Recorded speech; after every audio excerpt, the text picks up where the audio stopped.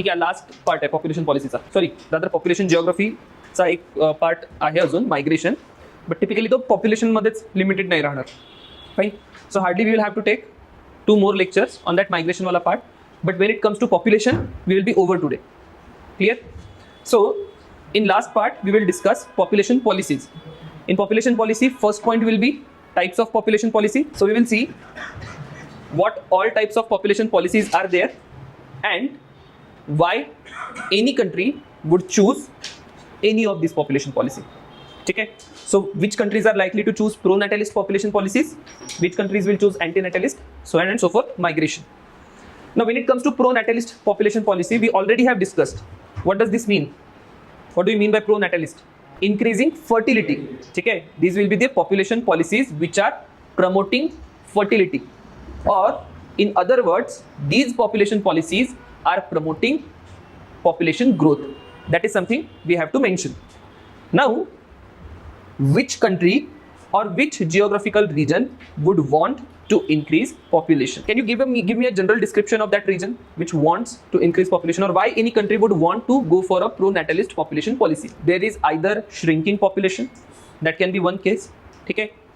Then increasing dependency ratio, that can be another case. Now I have a better way of putting it. Can I also say if a particular country finds that it is underpopulated, okay, will it choose to go for pro-natalist population policy? Fine. So essentially whatever countries across the globe are choosing pro-natalist population policy, they are having problem of declining population or underpopulation. So that will be my first point, that country is having declining population or underpopulation. And we know what is the consequence of declining population or underpopulation. What is the consequence of declining or underpopulation? There is no enough utilization of resources, you can say. Another word you can say that there is no economic growth, or there is shrinking economy. Clear? So that is something we need to mention here. We simply cannot say like declining population, that will be the only reason.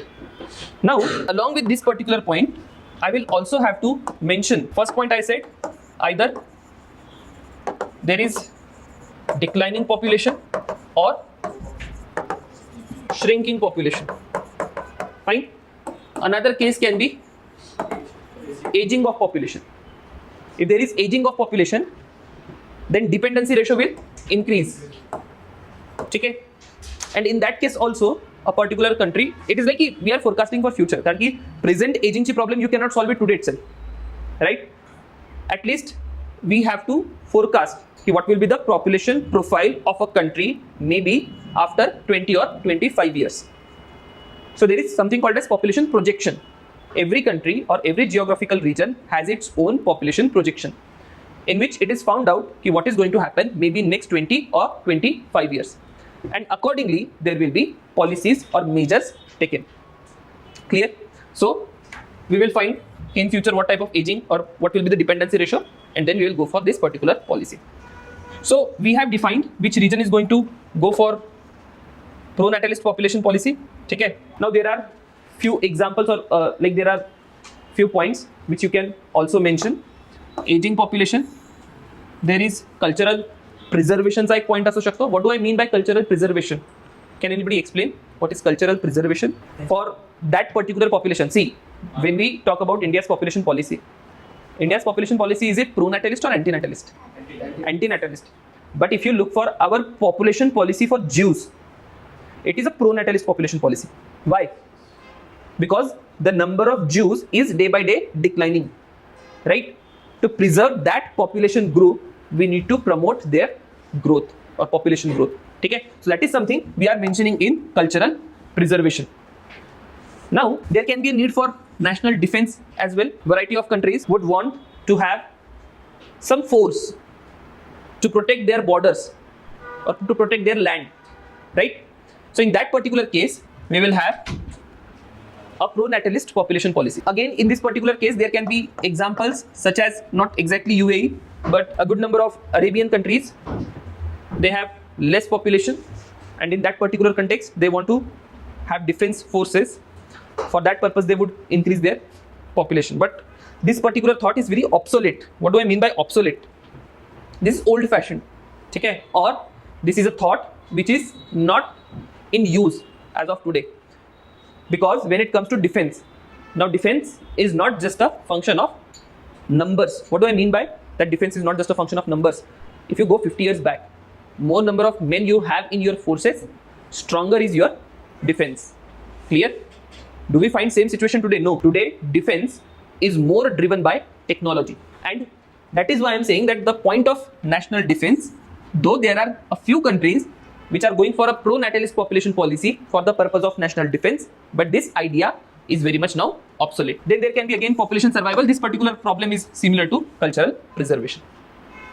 So if these conditions need to be fulfilled or these objectives needs to be fulfilled, then a country would go for pro-natalist population policy.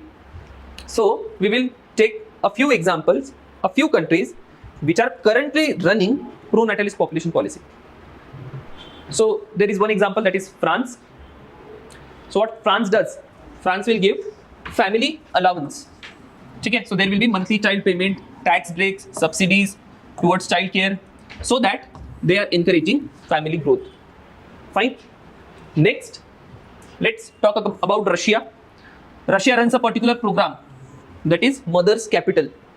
So there will be funds for education, housing, incentives for multiple children. Now I was telling you this particular example, like there will be like financial incentives, more number of baby, more financial incentives. The typical program goes by the name of Mother's Capital.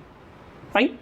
Then in case of Hungary, if women has 3 or more children, they will get student loan forgiveness. आता generally हे student loans वगैरे फंडा का असेल, because in Western countries education is very very expensive. In India, education is not as expensive as Western countries. Fine. So in that particular case, most of the higher education is done with the help of student loan, and that is why Hungary is running this type of program. Singapore, there is a baby bonus, so they have cash incentives per child and higher rewards for larger family, so that childbirth is promoted. Now, to give you a history of Singapore, Singapore was also one of the countries which ran an anti-natalist population policy during 60s and 70s. Okay, so that there is no population explosion and country grows rapidly. There is a rapid economic growth. So that program, again, that was not as forceful as was the case of China, but again that was a kind of anti-natalist policy that was successful also. Fine. But later on, what happened with that anti-natalist policy, population or the original population which resides in Singapore, it started to shrink, or it shows trends of decline. And then Singapore reversed its policy to this baby bonus policy. Fine. But again, Singapore is not able to solve the problem even with the baby bonus policy. Can you explain me why Singapore is still not able to solve that problem of low childbirth, dependency ratio? Singapore, just imagine Singapore. They are wealthy people, right? It's an urban society, 100, or you can say 100% urban society, highly educated society, well developed society, economic terms मध्ये पण, social terms मध्ये पण. And there is no more that idea of marriage.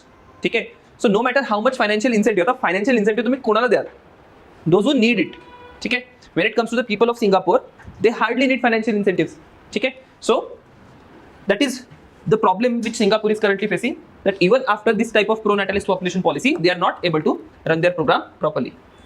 Even in Italy, Italy is suffering from aging of population. Okay? So what they are doing?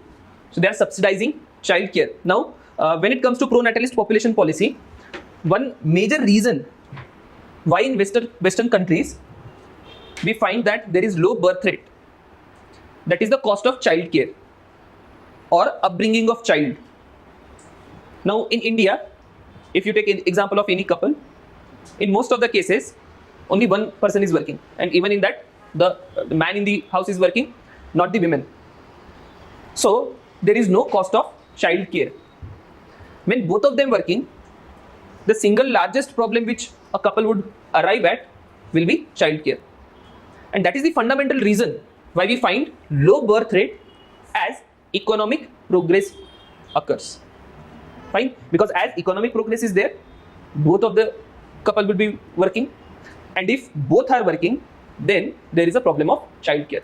So either there is delayed childbirth, or people choose, because everyone is more focused on their career, right? So in that particular case, you will find that there is delayed childbirth or no children at all.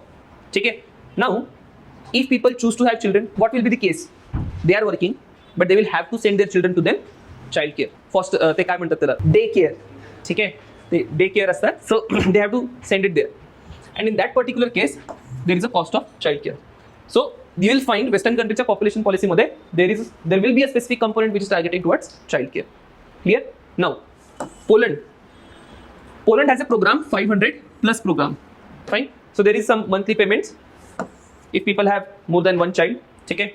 So again, cost of upbringing a child is very very high. Japan, there are parental leave. आता ही पण एक debate तुम्हाला दिसेल. ठीक आहे. Most of the Western countries, आता इंडियामध्ये जर तुम्ही बघितलं, there will be maternity leave. ठीक आहे. But most of the MNCs, multinational companies, and almost most of the Western countries, they have one more concept, that is paternity leave. ठीक है? So leaves are granted not just to women but also to men, right? So that they are able to give child care. Now Israel, there is support for working parent. Even Israel has that problem of not just shrinking population, I would say, but low fertility rate. ठीक है?